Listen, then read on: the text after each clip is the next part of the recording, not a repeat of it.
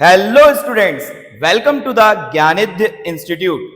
आई hope आप बहुत अच्छे होंगे और आप अपने बिजनेस के पेपर के लिए बहुत अच्छे से चीजों को प्रिपेयर कर रहे होंगे।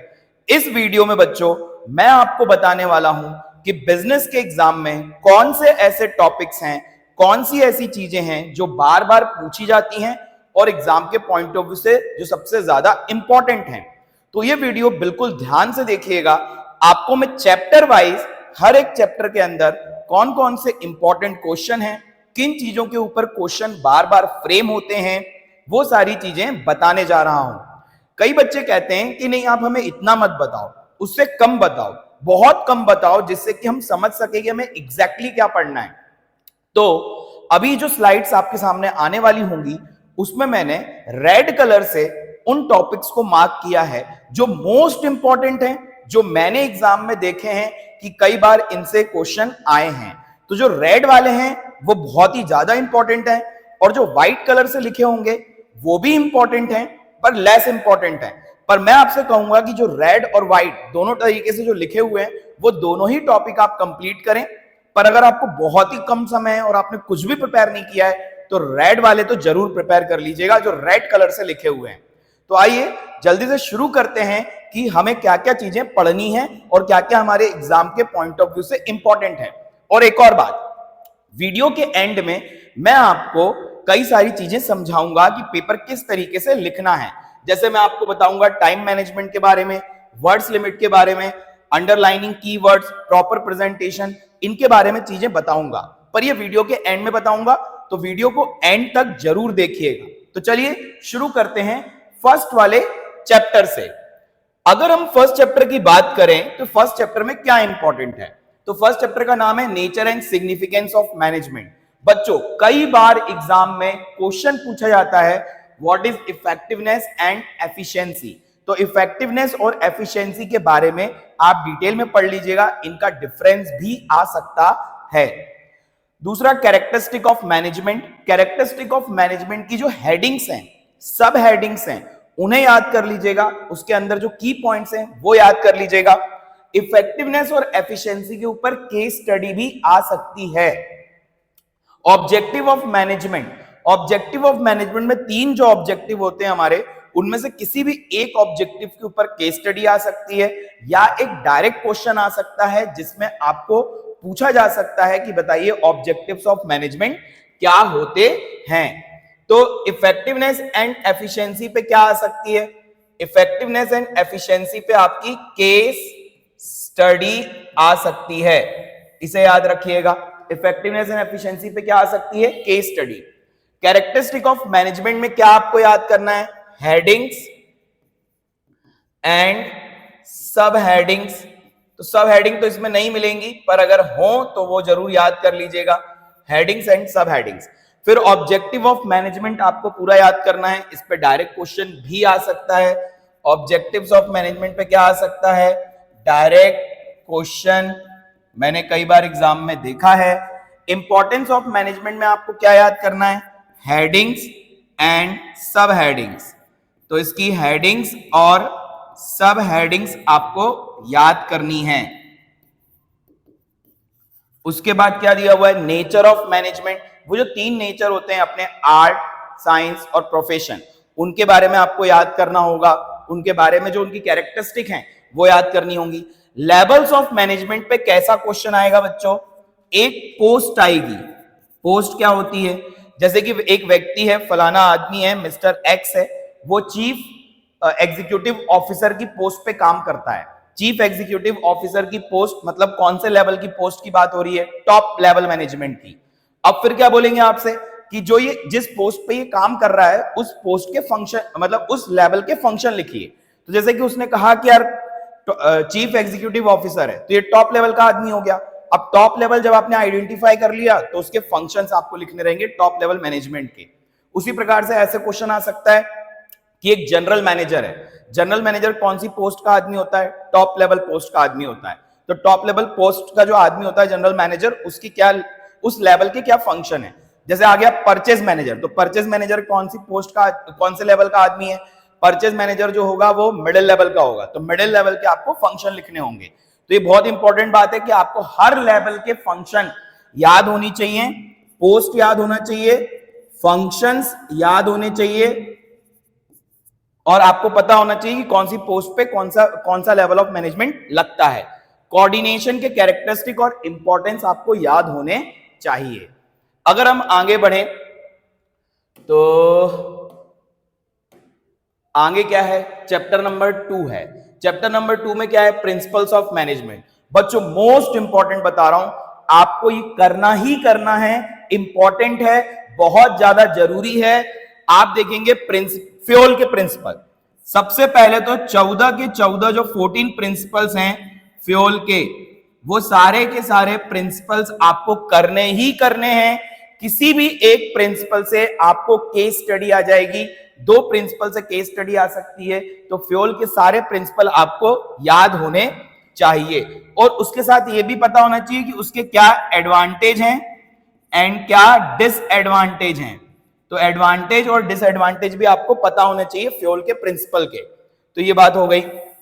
उसके बाद टेलर के जितने भी प्रिंसिपल हैं वो सारे के सारे प्रिंसिपल आपको लर्न होना चाहिए। टेलर के जितने प्रिंसिपल हैं, टेक्निक से केस स्टडी आ सकती है, डायरेक्ट क्वेश्चन भी आ सकता है, कोई सी भी टेक्निक से रिलेटेड आपको केस स्टडी पूछ सकते हैं और डायरेक्ट क्वेश्चन भी पूछ सकते हैं। तो इसलिए आपको सारी टेक्निक्स याद होनी चाहिए। यूनिटी ऑफ कमांड और यूनिटी ऑफ डायरेक्शन का डिफरेंस पता होना चाहिए। फ्योल और टेलर के बीच में क्या सिमिलरिटीज हैं और क्या डिफरेंसेस हैं, ये आपको पता होना चाहिए। मैनेजमेंट की इंपॉर्टेंस आप हेडिंग्स एंड सब हेडिंग इसकी याद कर सकते हो। हेडिंग्स एंड सब हेडिंग्स आप याद कर लीजिएगा।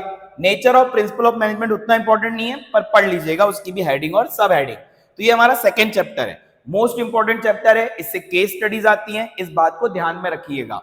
ठीक है, आगे अगर हम बढ़े तो चैप्टर नंबर 3 आ जाता है। चैप्टर नंबर 3 में क्या है, चैप्टर नंबर 3 में सबसे ज्यादा इंपॉर्टेंट अगर कोई चीज है तो वो है डायमेंशंस ऑफ बिजनेस एनवायरनमेंट, जिसमें आपका पॉलिटिकल, सोशल, इकोनॉमिकल, कल्चरल, ये सारे जो डायमेंशंस होते हैं, लीगल, ये सारे डायमेंशन आपको याद करने हैं। कोई भी एक केस स्टडी आएगी उसमें फलाना चीज से रिलेटेड बात की जाएगी। जैसे फेस्टिवल्स की बात कर ली तो इससे पूछेंगे कि फेस्टिवल मना रहा है एक व्यक्ति, तो बताइए कौन सा डायमेंशन लग रहा है, तो आपको बताना होगा सोशल डायमेंशन है। तो आपको सारे डायमेंशंस के अंदर क्या क्या बात की जाती है वो याद होना चाहिए। जैसे डिमांड और सप्लाई की बात कर ली तो इकोनॉमिक डायमेंशन है। अगर कोई टेक्नोलॉजी की बात कर ली कि मशीन अपडेट हो रही है, सॉफ्टवेयर नया आ गया है, तो ये टेक्निकल एनवायरनमेंट की बात हो रही है। तो आपको सारे डायमेंशंस के कीवर्ड्स याद करके जाने हैं कि कौन से डायमेंशन में क्या कीवर्ड्स आते हैं और वो कौन सा डायमेंशन है। उसके बाद demonetization and its impact, demonetization नोटबंदी जो है उसके बारे में पढ़ लीजिएगा।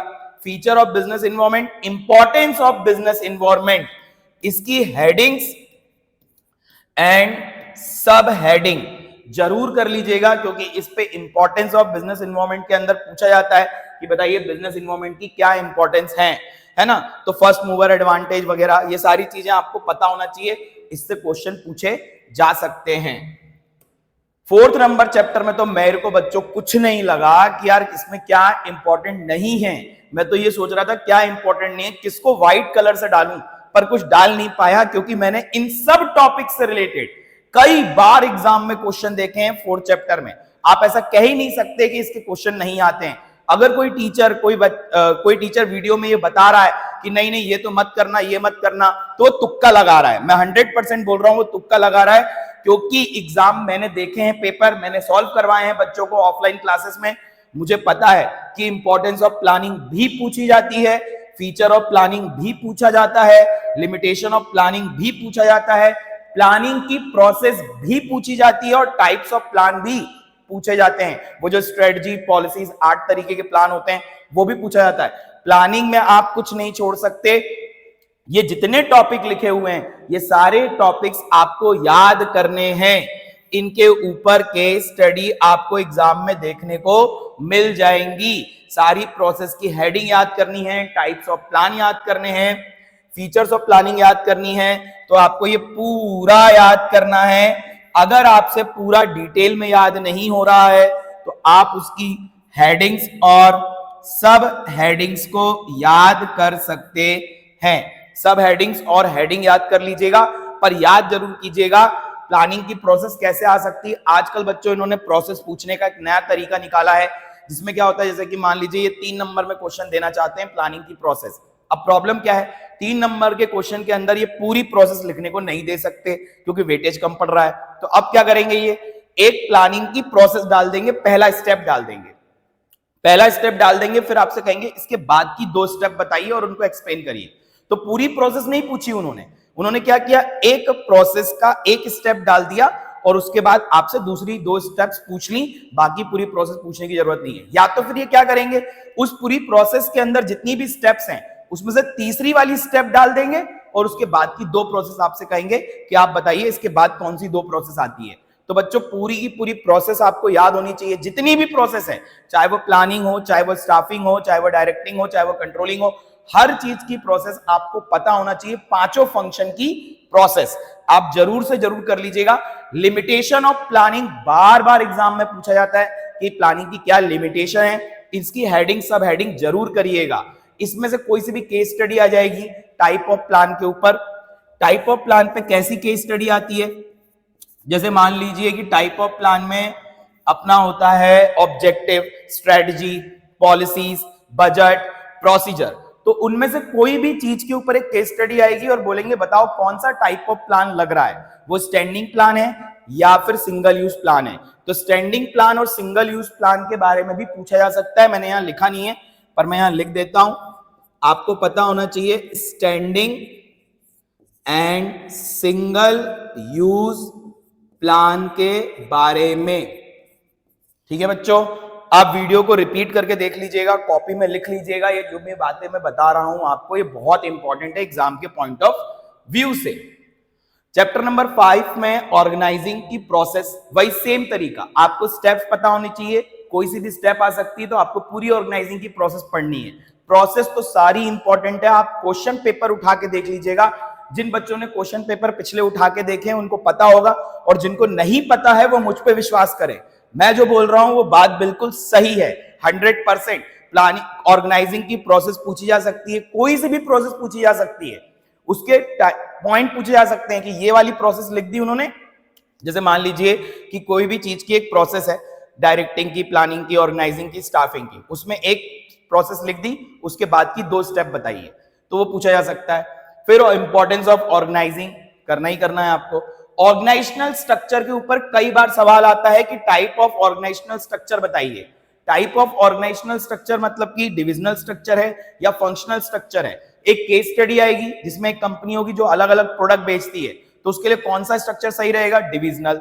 अलग अलग तरीके के काम हो रहे हैं और काम के हिसाब से डिपार्टमेंट बनाए गए हैं, तो उसके लिए कौन सा सही रहेगा, फंक्शनल। ऐसे करके आपसे पूछा जा सकता है। सुटेबिलिटी, किस ऑर्गेनाइजेशन के लिए कौन सा स्ट्रक्चर सुटेबल है, तो वो आपको देखना पड़ेगा। अगर प्रोडक्ट के हिसाब से तो डिविजनल होगा, काम के हिसाब से तो फंक्शनल होगा। तो ये आपको पता होना चाहिए, टाइप्स ऑफ ऑर्गेनाइजेशनल स्ट्रक्चर और उनकी सुटेबिलिटी। फॉर्मल और इनफॉर्मल ऑर्गेनाइजेशन के क्या फायदे हैं, क्या नुकसान है, ये आपको पता होना चाहिए। फॉर्मल और इनफॉर्मल ऑर्गेनाइजेशन से रिलेटेड सवाल एग्जाम में आता है। Elements of delegation, importance of delegation आपको पता होना चाहिए। सेंट्रलाइजेशन एंड डिसेंट्रलाइजेशन के बारे में आपको पता होना चाहिए। डेलीगेशन और डिसेंट्रलाइजेशन में क्या अंतर है, इसका डायरेक्ट क्वेश्चन भी आ सकता है, तो इसके ऊपर एक डायरेक्ट क्वेश्चन आ सकता है। ठीक है, डायरेक्ट क्वेश्चन इसके ऊपर आ सकता है। उसके बाद सेंट्रलाइजेशन एंड डिसेंट्रलाइजेशन के बारे में तो आप जब फ्यूल के प्रिंसिपल पढ़ोगे ना, तो उसमें ही आपको क्लियर हो जाएगा कि सेंट्रलाइजेशन एंड डिसेंट्रलाइजेशन क्या होता है। एडवांटेज और डिसएडवांटेज के ऊपर, फॉर्मल और इनफॉर्मल ऑर्गेनाइजेशन के एडवांटेज और डिसएडवांटेज के ऊपर एक डायरेक्ट क्वेश्चन आ सकता है। सुटेबिलिटी का क्वेश्चन अभी मैंने कल ही देखा था, सैंपल पेपर में था। सुटेबिलिटी के क्वेश्चन आ सकते हैं कि कौन सी ऑर्गेनाइजेशन सुटेबल रहेगी, है ना। तो ऑर्गेनाइजिंग की प्रोसेस सबसे टॉप पे लिखा है, मतलब बहुत इंपॉर्टेंट है, इसे आपको पढ़ना है। आगे हम बढ़े तो स्टाफिंग। स्टाफिंग के अंदर सबसे इंपॉर्टेंट चीज है स्टाफिंग की प्रोसेस। स्टाफिंग की प्रोसेस आपको करनी है, ये आपको याद करनी है, और प्रोसेस के बारे में आपको सब कुछ पता होना चाहिए, तो इसको आपको लर्न करना है। सोर्सेज ऑफ रिक्रूटमेंट में इंटरनल और एक्सटर्नल सोर्सेज के मेरिट, डीमेरिट, ये आपको पता होना चाहिए।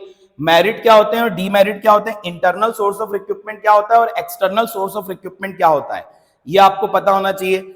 मेथड ऑफ ट्रेनिंग के अंदर वेस्टिब्यूल है, इंटर्नशिप है, ये इनके बारे में केस स्टडी आ सकती है। केस स्टडी, अगर आपने इन मेथड को पढ़ा होगा, मेथड्स ऑफ ट्रेनिंग को, तो आपको पता होगा, तो इसकी केस स्टडी आएगी, तो इनको पढ़ के जाइएगा। इंटरनल और एक्सटर्नल सोर्स ऑफ रिक्रूटमेंट के क्या फायदे और क्या नुकसान है और इनके क्या तरीके हैं, किस तरीके से आप इंटरनल रिक्रूटमेंट कर सकते हो और किस तरीके से एक्सटर्नल रिक्रूटमेंट कर सकते हो, इनके क्या एलिमेंट्स हैं या इनके अंदर क्या क्या कंपोनेंट आते हैं। तो मैं यहाँ पे कंपोनेंट लिख देता हूं कि आप ये चीजें कैसे कर सकते हो, तो कंपोनेंट्स इसमें आएंगे ही आएंगे, तो कंपोनेंट्स आपको पता होना चाहिए, ठीक है। स्टाफिंग के बाद अगर हम आगे चलें तो डायरेक्टिंग आ जाता है। डायरेक्टिंग के अंदर क्या इंपॉर्टेंट है, डायरेक्टिंग के अंदर सबसे ज्यादा इंपॉर्टेंट है पहले तो Maslow's need hierarchy theory. Maslow's need hierarchy theory के ऊपर क्वेश्चन बनता है।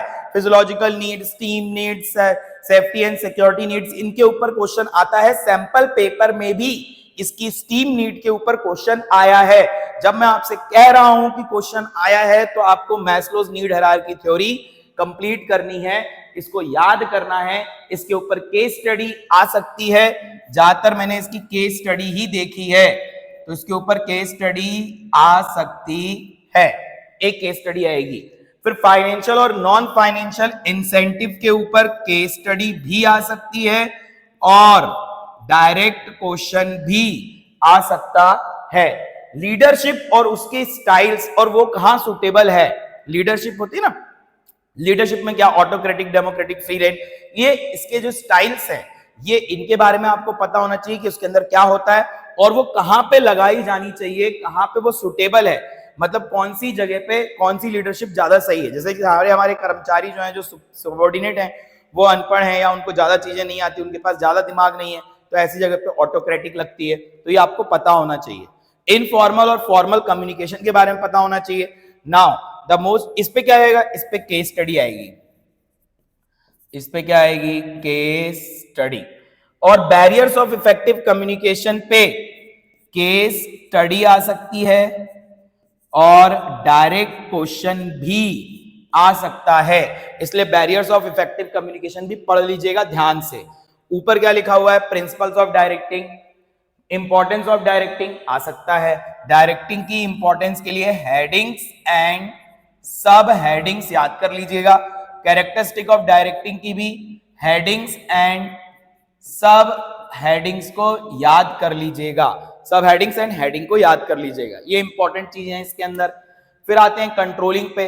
भैया कंट्रोलिंग के अंदर एक क्वेश्चन जो कई बार डायरेक्ट क्वेश्चन पूछा जाता है, केस स्टडी नहीं, डायरेक्ट, ये वाला क्वेश्चन आपने भी तो पेपर सॉल्व किए होंगे, आपको पता होगा। Planning and controlling both are forward as well as backward looking, इसके ऊपर आपको डायरेक्ट क्वेश्चन देखने को मिल जाएगा। तो डायरेक्ट क्वेश्चन इसका आपको पता होना चाहिए कि प्लानिंग और कंट्रोलिंग का बैकवर्ड लुकिंग क्यों है, फॉरवर्ड लुकिंग क्यों है, ये मैंने सैंपल पेपर जो इस साल का है उसमें भी समझाया है।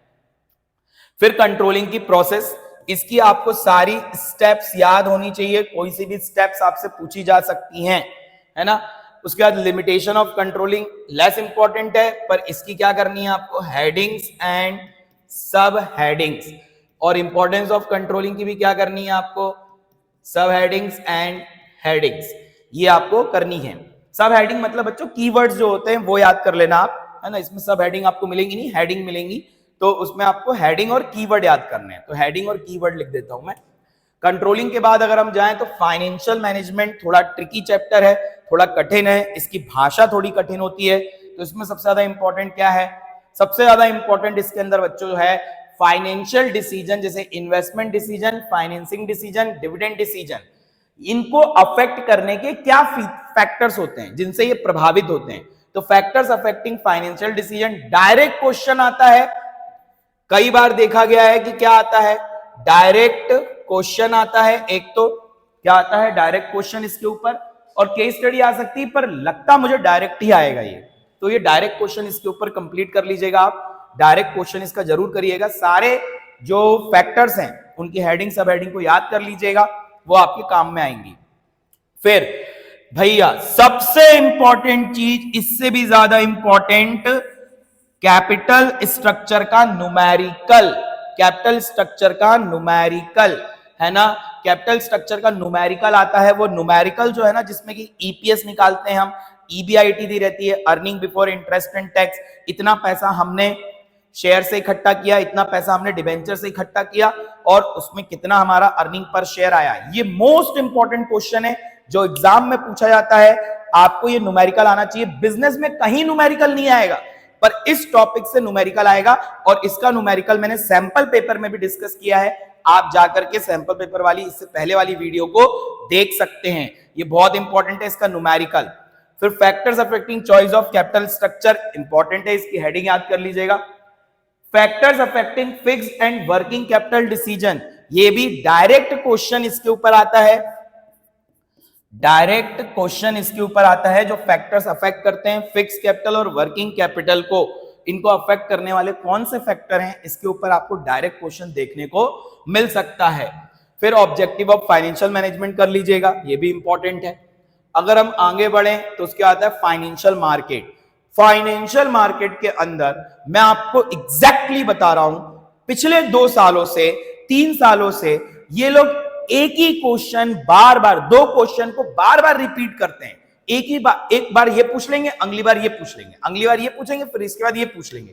तो ये बहुत इंपॉर्टेंट है, मोस्ट इंपॉर्टेंट है, ध्यान से सुनिएगा। सबसे पहले क्या इंपॉर्टेंट है, फंक्शंस ऑफ सेबी, और वो भी डायरेक्ट क्वेश्चन।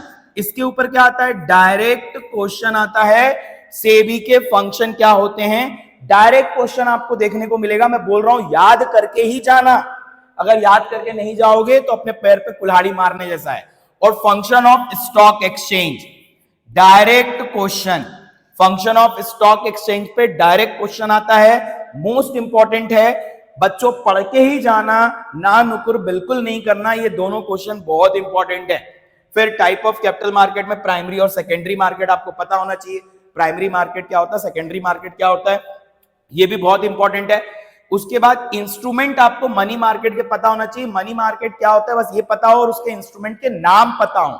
सिर्फ नेम लिखा है मैंने, क्या लिखा है, नेम। नाम के अलावा आपको अगर कुछ ना भी पता हो तो चलेगा, क्योंकि वो कोर्स के बाहर हो चुका है। तो सिर्फ नाम पता होना चाहिए मनी मार्केट के, है ना। कैपिटल मार्केट क्या होता है, मनी मार्केट क्या होता है, ये पता होना चाहिए। फंक्शन ऑफ फाइनेंशियल मार्केट, इसके लिए आप क्या करना, हेडिंग्स एंड सब हेडिंग्स को याद कर लेना। ट्रेडिंग का प्रोसीजर कई बार पूछा गया है, डायरेक्ट क्वेश्चन आपको देखने को मिलेगा, तो इसकी हेडिंग और सब हेडिंग जरूर याद करिएगा।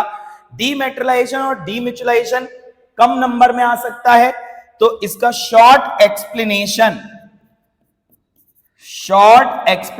आप याद करके जाइएगा, है ना। सेबी क्या है, तो सेबी के फंक्शन ही आते हैं। सेबी के बारे में तो बहुत कम पूछा जाता है, तो ये आपको करके जाना है। पर मैं बोल रहा हूं ना, ये 2 चीजें, ये भैया, ये मतलब ये चीज बहुत इंपॉर्टेंट है, फंक्शन ऑफ स्टॉक एक्सचेंज और function of SEBI, security exchange board of India के फंक्शन, ये जरूर करिएगा। प्राइमरी मार्केट और सेकेंडरी मार्केट को भी देख के जाइएगा। आगे चलते हैं तो चैप्टर नंबर 11, इसका वेटेज सबसे ज्यादा है, इसका नाम है मार्केटिंग मैनेजमेंट। सबसे ज्यादा वेटेज रखता है मार्केटिंग मैनेजमेंट के अंदर मार्केटिंग के functions, heading and keywords, heading और उसके कीवर्ड्स याद करके जाइएगा। फिलॉसफीज ऑफ मार्केटिंग पे आएगी आपकी केस स्टडी, इसके ऊपर केस स्टडी आ सकती है, तो आपको पता होना चाहिए कौन सी फिलॉसफी में क्या डिस्कस किया गया है, तो ये फिलॉसफी पता होनी चाहिए। मार्केटिंग मिक्स का क्वेश्चन 100% आएगा, कोई ना कोई क्वेश्चन आपको मार्केटिंग मिक्स का जरूर देखने को मिलेगा, चाहे वो 1 वर्ड में देखने को मिले, एमसीक्यू में देखने को मिल जाए, 3 नंबर में देखने को मिल जाए, 4 नंबर में देखने को मिल जाए, 6 नंबर में देखने को मिल जाए, क्योंकि ये टॉपिक किसी भी तरीके से पूछा जा सकता है, इसमें बहुत ज्यादा वेटेज है। तो ये मार्केटिंग मिक्स आपको पता होना चाहिए। मार्केटिंग मिक्स वही 4P, factors affecting price decision, pricing of a product important है, इसकी हेडिंग्स और सब हेडिंग्स को कर लीजिएगा, ये भी एग्जाम में पूछी जा सकती है। लेवल ऑफ पैकेजिंग का मैंने डायग्राम देखा है, कभी वो बॉटल पैक करके क्वेश्चन आ जाता है, कभी कोई प्रोडक्ट बना के दे देते हैं, उसके ऊपर पैकेज लगा रहता है, पूछते कौन सा पैकेज है बताइए, तो लेवल ऑफ पैकेजिंग का डायग्राम। तो एक बार थोड़ा शॉर्ट में आप पढ़ लेना, शॉर्ट रीडिंग कर लेना एक बार कि हाँ यार ये लेवल होता है, ये लेवल होता है, ये लेवल होता है। तो 3 लेवल होते हैं ना, तो वो वाले। Function of packaging and labelling की हेडिंग्स एंड की वर्ड्स आपको पता होना चाहिए। फिर difference between advertising and personal selling, ये आया है एग्जाम में, सैंपल पेपर में पूछा गया था, तो ये पता होना चाहिए। फिर merits of advertising, merits of advertising में अगर आप कुछ करोगे तो आप पहले तो हेडिंग कर लेना, सिर्फ हेडिंग कर लेना, अंदर ज्यादा याद करने की जरूरत नहीं क्योंकि सिंपल है। हेडिंग के बाद आप इसके कीवर्ड्स याद कर लेना एंड कीवर्ड्स याद कर लेना। उसके बाद commonly use sales promotion activity, इसके ऊपर केस स्टडी आ सकती है। ये कौन सी होती है, वो डिस्काउंट देना, बाय 1 गेट 1 फ्री, ऐसा वाला जो है उसको याद कर लेना, सेल्स प्रमोशन करने के क्या तरीके हैं। तो ये हो गया आपका, ये बहुत इंपॉर्टेंट चैप्टर है, बहुत ज्यादा वेटेज है इसका। फिर कंज्यूमर प्रोटेक्शन के अंदर क्या सबसे ज्यादा जरूरी चीज है जो आपको करनी ही करनी है, सुनिएगा। सबसे पहले तो राइट्स याद करने हैं आपको, मतलब इनकी हेडिंग्स एंड कीवर्ड्स, हेडिंग याद करनी है और कीवर्ड्स याद करने हैं। फिर उसके बाद मार्क्स, इसके ऊपर क्वेश्चन 1 नंबर में आ सकता है, मार्क्स बताने हैं आपको। वो जो मार्क्स लगे रहते हैं ना, इको फ्रेंडली मार्क, अभी कल सैंपल पेपर में देखा मैंने, इको फ्रेंडली मार्क आया था, एग मार्क आया था। उसी प्रकार से आपको कोई भी मार्क आ सकता है, आईएसआई मार्क, उसको आपको पहचानना आना चाहिए, उसकी फोटो देख लेना एक बार, उसका डायग्राम देख लेना कि वो मार्क कैसे बनता है, नहीं तो आप समझ नहीं पाओगे कि वो कौन सा मार्क है। तो वो मार्क्स एक बार देख लेना, उस पर 1 नंबर का क्वेश्चन आएगा, एमसीक्यू आ सकता है। फिर रेड्रेसल एजेंसीज तो करके ही जाना, रेड्रेसल एजेंसी जैसे district forum, state commission, national commission, ये बहुत इंपॉर्टेंट होती हैं, इनको आपको करना ही करना है। जितनी भी रेड्रेसल एजेंसीज हैं उनको आपको लर्न करना है, ठीक है। उसके बाद उनकी लिमिट कितनी है, इसके ऊपर भी क्वेश्चन सैंपल पेपर में देखा गया था कि 1 करोड़ तक का केस है तो आप कहां ले जा सकते हो, 1 करोड़ से 10 करोड़ तक का केस है तो आप स्टेट कमीशन में जा सकते हो, 10 करोड़ के ऊपर नेशनल में, वहां भी केस सॉल्व नहीं हुआ तो सुप्रीम कोर्ट में, है ना। तो ये लिमिट आपको पता होनी चाहिए कि हर जगह पे कंप्लेन करने की कितनी लिमिट है। तो रिड्रेसल एजेंसीज के बारे में पढ़ लेना, ये मोस्ट इंपॉर्टेंट हो गया इससे, इस चैप्टर से। राइट्स के बाद अब राइट पे कैसा क्वेश्चन आ सकता है, इसके ऊपर क्वेश्चन आ सकता है राइट के ऊपर की बताइए कौन सा राइट फॉलो नहीं हुआ है। हेडिंग एंड सब हेडिंग याद करिए आपने। राइट्स में कैसा पूछा जा सकता है, विच राइट वॉयलेटेड, ऐसा पूछेंगे, कौन सा राइट जो है वो वॉयलेट हुआ है, मतलब कौन सा राइट को फॉलो नहीं किया गया है, वो पूछा जा सकता है ना। कौन कौन से रिलीफ अवेलेबल है कंज्यूमर को, इनकी आप सिर्फ हेडिंग याद करिएगा एंड की वर्ड्स याद करिएगा, heading and key words. Who can file a complaint, role of consumer protection agencies and NGO, ये बहुत कम पूछा जाता है, तो मैं आपसे कहूंगा कि बस आप इसकी हेडिंग याद कर लीजिएगा, ठीक है। रिस्पॉन्सिबिलिटी ऑफ कंज्यूमर एक बार रीड कर लीजिएगा, शॉर्ट रीडिंग दे दीजिएगा इसको, लेस पूछा जाता है पर पूछा जा सकता है, तो इसकी एक शॉर्ट रीडिंग कर लीजिएगा। तो सबसे इंपॉर्टेंट चीज क्या हो गई यहाँ पे, रिड्रेसल एजेंसीज के बारे में पता होना, कौन सा राइट वॉयलेट हुआ है ये पूछा जा सकता है, तो ये आपको पता होना चाहिए। अब जैसे कि मैंने आपको इंपॉर्टेंट चीजें बता दी, फिर मैंने आपको बताया था कि मैं आपको बताऊंगा वीडियो के एंड में कि कौन कौन सी बातों पे आपको ध्यान देना है, तो उसको जरा देख लेते हैं। सबसे पहले बच्चों, जब आप बिजनेस का पेपर लिखेंगे, जब आपके हाथ में पेपर आता है, तो सबसे पहले आपको टाइम मैनेजमेंट पे ध्यान देना है। वैसे तो बिजनेस का पेपर छूटता नहीं है, पर कुछ बच्चे डिटेल में लिखने की कोशिश करते हैं, बहुत सारा लिखने की कोशिश करते हैं, उसके कारण वो टाइम मैनेज नहीं कर पाते। जब सबसे पहले आपको 15 मिनट रीडिंग के जो मिलते हैं, जो आपके पास 15 मिनट्स होते हैं ना रीडिंग वाले, उन रीडिंग के मिनट्स में आपको क्या करना है, 15 मिनट्स जो आपको रीडिंग के मिलेंगे, उस रीडिंग वाले मिनट्स में आपको क्या करना है, उसमें आपको जो एमसीक्यू हैं, एमसीक्यू जो हैं उनको सॉल्व कर लेना है कि यार आपको जो जो एमसीक्यू आते हैं वो आप देख लीजिए कि हाँ मुझे ये एमसीक्यू आता है, ये एमसीक्यू आता है, ये एमसीक्यू आता है, मन में आपको सोच लेना इसका आंसर ये होगा, इसका आंसर ये होगा, इसका आंसर ये होगा। तो एक बात तो ये हो गई। फिर दूसरी बात क्या हो गई कि आपको जो बड़े बड़े क्वेश्चन है 3 मार्क्स के, 4 मार्क्स के, 5 मार्क्स के, उनको हाईलाइट कर लेना अपने दिमाग में कि यार मुझे सबसे पहले ये वाला क्वेश्चन अटेम्प्ट करना है।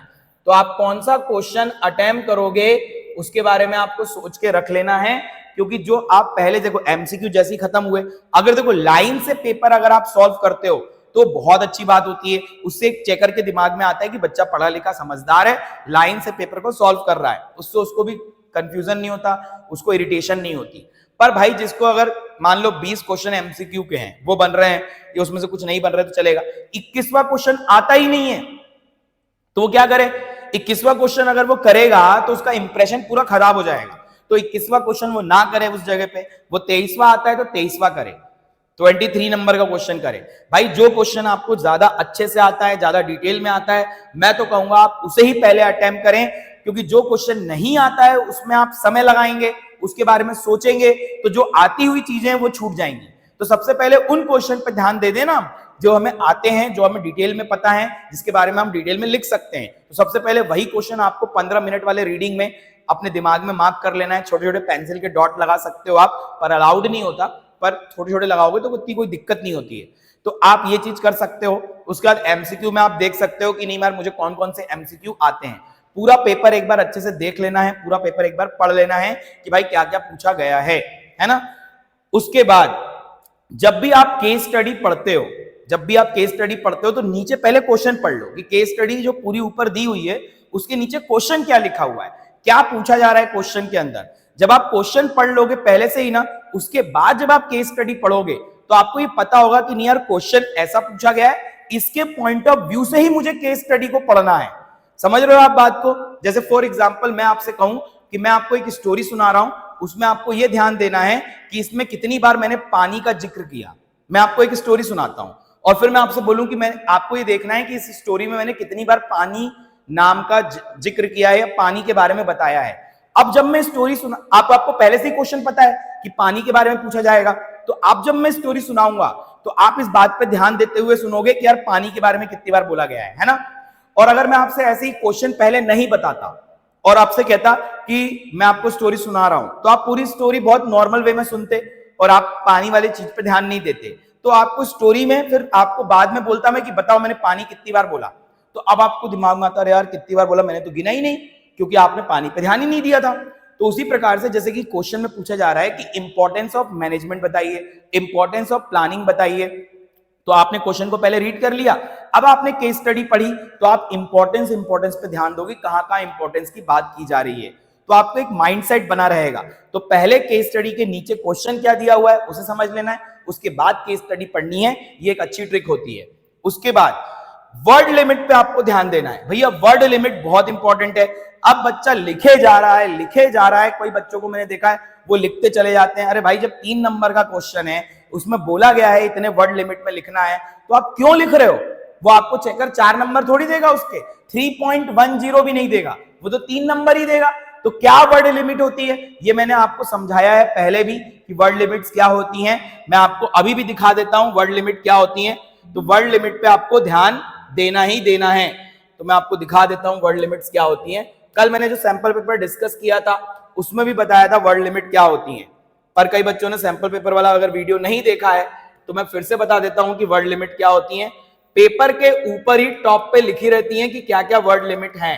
3 मार्क्स की अलग है, 4 मार्क्स की अलग है। देखिए सबसे पहले आपके क्वेश्चन पेपर में 34 क्वेश्चन होंगे, तो आपको पता ही है ना। मार्क्स हर क्वेश्चन के आगे लिखे रहते हैं। Answer should be brief and to the point होना चाहिए। आपको यहाँ पे पूरी स्टोरी, पूरा क्या कहते हैं पंचनामा लिखने के मार्क्स नहीं मिलेंगे, आपको टू द पॉइंट लिखना है।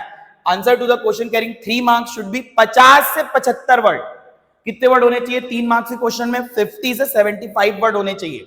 अब आप कैसे भैया हम क्या शब्द गिनते रहेंगे? नहीं, मैंने बताया आपको क्या करना है। आपको एक लाइन पहले लिखनी है अपने आंसर की।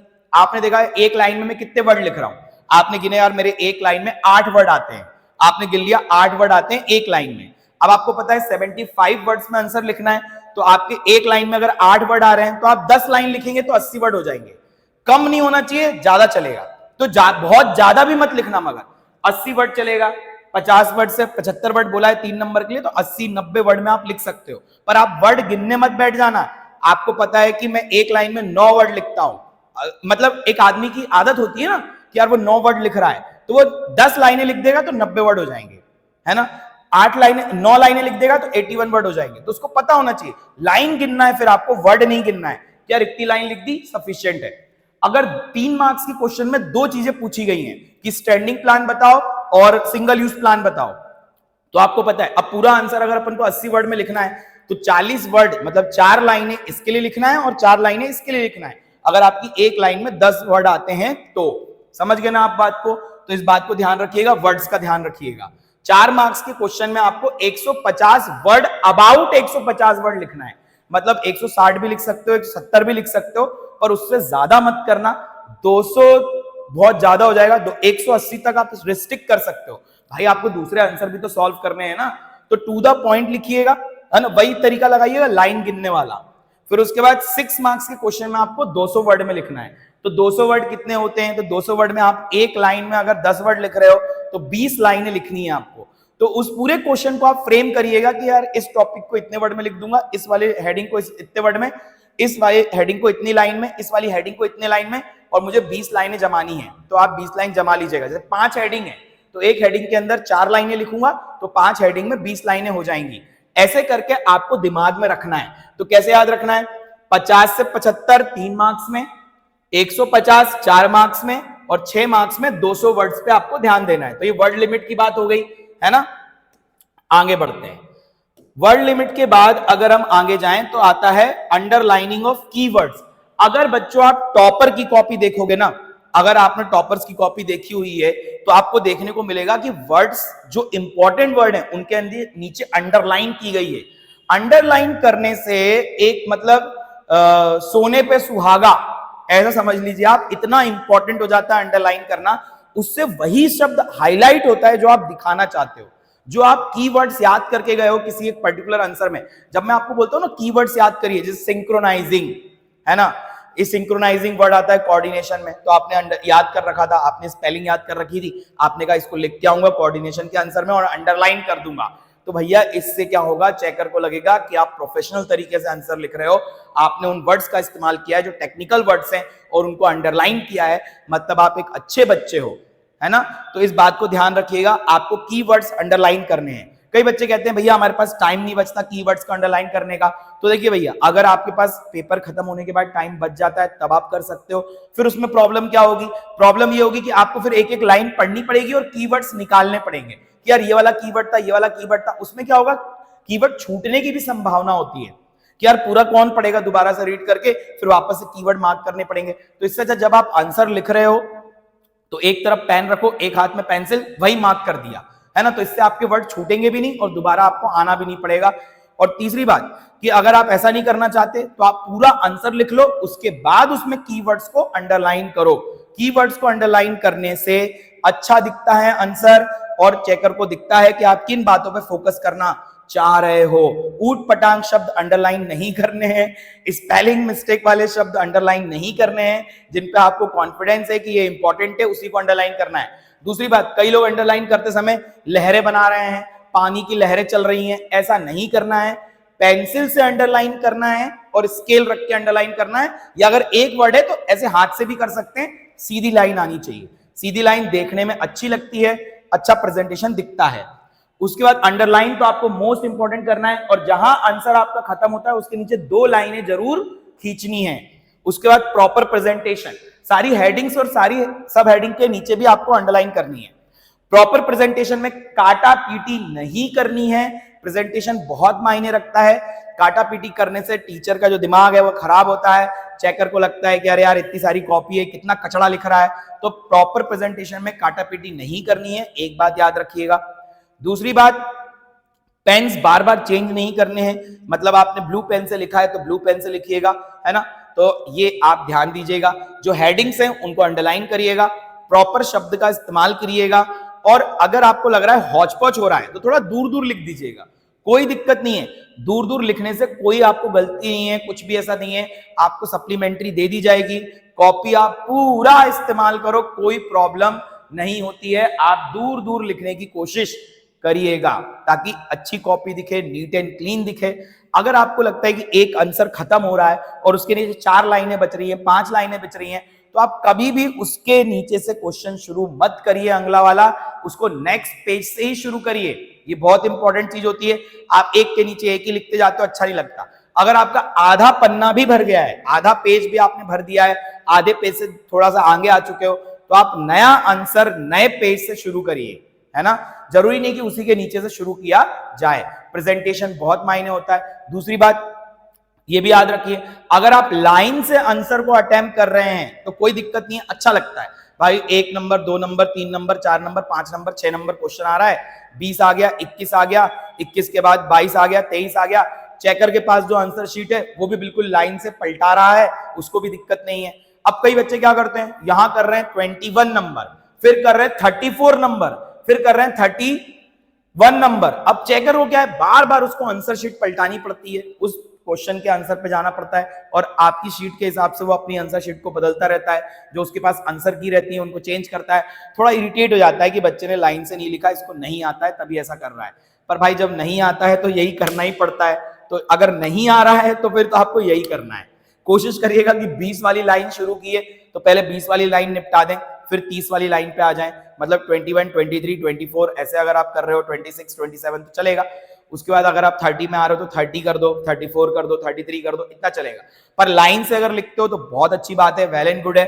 पर अगर नहीं बन रहा है तो आप ऐसे भी लिख सकते हो। तो मैंने आपको टाइम मैनेजमेंट के बारे में बताया, वर्ड लिमिट के बारे में बताया, प्रॉपर प्रेजेंटेशन के बारे में बताया, अंडरलाइनिंग ऑफ कीवर्ड्स के बारे में बताया, और कुछ बातें बता देता हूं। आपको पैनिक नहीं होना है, आपको ध्यान से केस स्टडीज को पढ़ना है, जो क्वेश्चन पहले आते हैं उनको अटेम्प्ट करना है। पैनिक होने से कुछ नहीं होता, जो हमें चीजें आती हैं हम वो भी भूल जाते हैं। घबराना नहीं है, आराम से पेपर को सॉल्व करिएगा। टाइम बहुत रहता है, टाइम पेपर छूटता नहीं है। अभी कई बच्चों ने मॉक टेस्ट दिए होंगे घर पे बैठ करके, तो उनका भी उनको पता होगा कि पेपर छूट नहीं रहा है। बहुत ज्यादा सोचने के चक्कर में आप समय खराब मत करिएगा, जो आपको आती हैं चीजें पहले वो करिएगा, ठीक है। तो आई होप आपको बहुत सारी बातें यहाँ पे समझ में आ गई होंगी। एक वॉच पहन के जाइएगा, नॉर्मल वॉच पहनिएगा, टेक्निकल वॉच नहीं जिसमें कैलकुलेटर वगैरह आता है, वो सब नहीं। नॉर्मल वॉच पहन के जाइएगा। वॉच नहीं पहनते हैं तो फिर बैग में रख लीजिएगा, लेके जाइएगा। पेन एक्स्ट्रा लेके जाइएगा, कोई भी पेन खराब हो सकता है। आपको एक ही पेन से लिखने की आदत होती है कई बच्चों को, है ना, तो उसी पेन से उनकी राइटिंग आती है, उसी पेन से वो लोग अच्छे से प्रेजेंटेशन कर पाते हैं। तो उस टाइप के 2-3 पेन खरीद के रख लीजिएगा। कोई बीच में खराब भी हुआ तो आपको दूसरा पेन का बैकअप रहेगा। नहीं तो फिर आप किसी से पेन मांगोगे ना तो राइटिंग आपकी उतनी अच्छी नहीं आएगी और आपकी तेजी से स्पीड नहीं आएगी। तो पेन, पेंसिल, रबर, कटर, ये सब चीजें अपने पास जमा लीजिएगा। एडमिट कार्ड लेके जाइएगा। आपका पहला पेपर हो चुका है तो वो तो आप लेके गए ही होंगे, तो इन बातों का ध्यान रखिएगा और बस भगवान का नाम लीजिएगा और पेपर शुरू कर दीजिएगा, है ना। जो मैंने जो आपको बातें बताई, आई होप आपको वो सारी चीजें समझ में आई होंगी। अगर आपको इससे रिलेटेड कोई डाउट है, कोई क्वेश्चन है जो आपको पूछना है, तो आप कमेंट सेक्शन में पूछ सकते हो। ये वीडियो अपने दोस्तों के साथ शेयर करिएगा, क्योंकि शायद उन्हें भी इसकी जरूरत हो, है ना। तो मैं आपसे मिलता हूं नए वीडियो के साथ, जिसमें मैं आपको बताऊंगा जब आपका बिजनेस का पेपर हो जाएगा तो उसमें क्या आंसर सही थे, क्या आंसर गलत थे, क्या आपको सॉल्व करना चाहिए था। तो उसके लिए आप तैयार रहिएगा। जैसे ही आपका कल पेपर खत्म होगा, उसके 1-2 घंटे बाद या उसके तुरंत समय बाद आपको आपके आंसर कीज आपको इसी चैनल पे मिलेंगी। तब तक के लिए थैंक यू, जय हिंद, गुड बाय।